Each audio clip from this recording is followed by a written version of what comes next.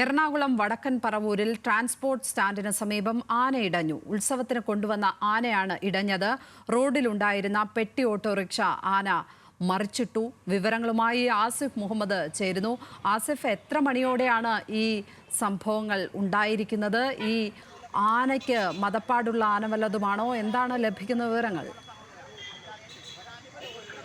ലക്ഷ്മി, ഒരു 9 കൂടിയാണ് ഇത്തരത്തിൽ വടക്കൻ പറവൂരിൽ ആന ഇടഞ്ഞത്. ട്രാൻസ്പോർട്ട് സ്റ്റാൻഡിന് സമീപത്ത് വെച്ചാണ് ഈ ആന ഇടയുന്ന സാഹചര്യം ഉണ്ടായത്. ഈ ആനയെ ഉത്സവത്തിന് കൊണ്ടുവന്ന ആനയാണ്. റോഡിലൂടെ നടത്തിക്കൊണ്ടു പോവുകയായിരുന്നു. പാപ്പാനടക്കം ഇപ്പോഴും ആനയുടെ പുറത്തുണ്ട്. ആന പിന്നീട് ആ സമീപത്തുണ്ടായിരുന്ന ഓട്ടോറിക്ഷ അടക്കമുള്ള വാഹനങ്ങൾ കേടുപാടുകൾ വരുത്തി. ഒരു ഓട്ടോ ഡ്രൈവർക്ക് ചെറിയ തോതിൽ പരിക്കേറ്റിട്ടുണ്ട്. അതിനുശേഷം പിന്നീട് ആന റോഡിലൂടെ തന്നെ മുന്നോട്ട് പോവുകയായിരുന്നു. ഇപ്പോൾ പക്ഷേ ആന കൂടുതൽ ആക്രമണ സ്വഭാവം ഒന്നും കാണിക്കുന്നില്ല. പക്ഷേ ആനയെ പൂർണ്ണമായ രീതിയിൽ തളച്ചൊരു പറമ്പിലേക്കോ മറ്റോ മാറ്റാനുള്ള ശ്രമമാണ് ഇപ്പോൾ ഉണ്ടായിക്കൊണ്ടിരിക്കുന്നത്. എന്തായാലും പോലീസ് അടക്കമുള്ളവർ ഇപ്പോൾ സ്ഥലത്തേക്ക് എത്തുകയും ചെയ്തിട്ടുണ്ട്. ആനയ്ക്ക് മദപ്പാട് ഉണ്ടോ എന്നുള്ള കാര്യം വ്യക്തമല്ല. മദപ്പാടില്ലാത്ത ആനയാണ് എന്നാണ് നമുക്ക് മനസ്സിലാക്കാൻ കഴിയുന്നത്.